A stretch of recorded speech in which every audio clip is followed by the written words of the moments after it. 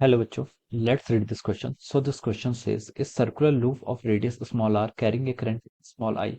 How should a circular loop radius r carries a current I? Okay, how should a long straight wire carrying a current 3I be placed in the plane of a circle so that the magnetic field at the center of the loops becomes zero? Okay, आपको A B C D यहाँ पर क्या है, चार options given है इसके corresponding, और आपको बताना है कि हाउ शुड ए लॉन्ग इस लॉन्ग स्ट्रेट वायर को in the plane, okay, circle के प्लेन पर रखना है जिससे कि आपका magnetic field at the centre of the loop कितना हो जाए, आपका जीरो के इक्वल हो जाए। ओके, तो देखिए बच्चों, इस क्वेश्चन का की कॉन्सेप्ट आप क्या लिख सकते हैं?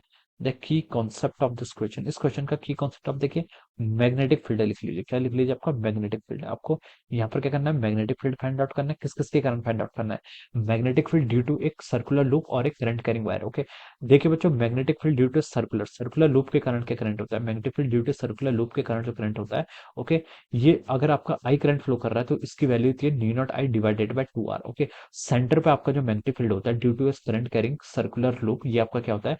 New nought by 2 R. Okay, ये आपका कहां पर होता है? सेंटर पे होता है। ओके, और दूसरा आपको लॉन्ग स्ट्रेट कैरिंग वायर है। Okay, long straight carrying wire है तो हम उसको लिख सकते हैं, देखिए, B due to a wire, wire के कारण देखिए आपकी long straight current carrying wire है, इसके कारण जो मैग्नेटिक फील्ड होता है, इसका मैग्नेटिक फील्ड होता है आपका mu not I divided by 2 pi x. X distance पर फाइंड आउट करना है, डी बोल दीजिए। ओके, डी डिस्टेंस पर फाइंड आउट करना है, तो ये क्या हो जाता है? आपका mu not I divide by 2 pi D के इक्वल हो जाएगा। Okay, so this will be the magnetic field. ये क्या हो जाता है? आपका मैग्नेटिक फील्ड हो जाएगा।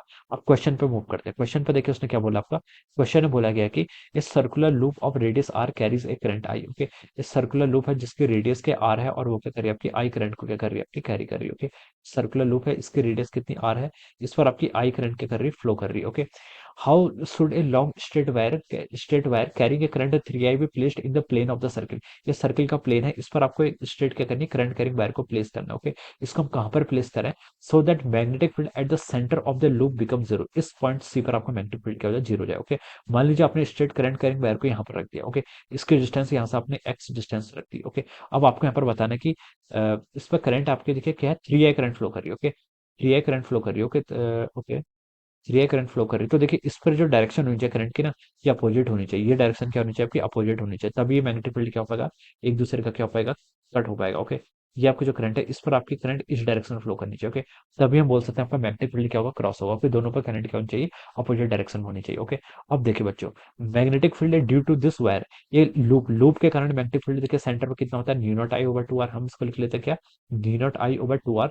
This is the magnetic field. इसको क्या करना है? कैंसिल करना है, यानी कि इसको कैंसिल कब होगा? जब जो magnetic field due to this straight wire के कारण जो मैग्नेटिक फील्ड होगा, उसका मैग्नीट्यूड भी इतना ही होगा और डायरेक्शन तो इनके अपोजिट है। ओके, तो हम इसके कारण देखिए मैग्नेटिक फील्ड कितना हो जाएगा सेंटर पर? आप लिख सकते हैं, देखिए आपका mu not I divided by, इस फॉर्मूला का यूज करेंगे, divided by 2 pi D. Okay, I यहाँ पर आई नहीं है, यहाँ पर आई कितना आपका? 3I। इस बार करंट कितना फ्लो कर रहा है? आपका 3I फ्लो कर रहा है, तो आप इसको लिख लीजिए new not 3I divided by 2 pi into distance. Distance कितनी आपकी? डी, यहाँ पर एक्स डिस्टेंस। ओके, ये एक्स डिस्टेंस आप यहाँ पर से लिख लीजिए। आपको यहाँ पर क्या करनी है? एक्स की वैल्यू क्या करनी है? अब यहाँ पर फाइंड आउट करनी है।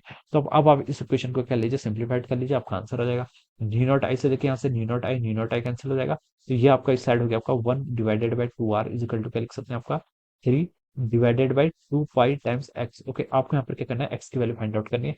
तो देखिए आपका एक टू से तो आपका ये टू कैंसिल हो जाएगा, यहाँ से आपके एक्स की वैल्यू कितनी आ गई? देखिए एक्स की वैल्यू अगर हम यहाँ से लिखें तो आपका 3R/पाई के इक्वल आ गई। कितना? 3R/पाई। ओके, सो एक्स डिस्टेंस कितनी है आपकी? 3R/पाई। एक्स डिस्टेंस क्या थी?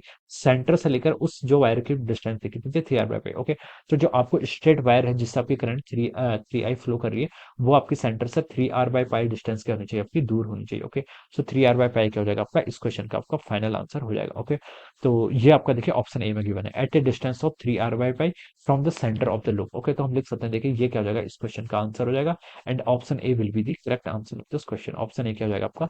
इस क्वेश्चन का आपका करेक्ट आंसर हो जाएगा। Okay, so this will be the answer of this question. Okay, so I hope you all understood this concept. All the best and thank you so much.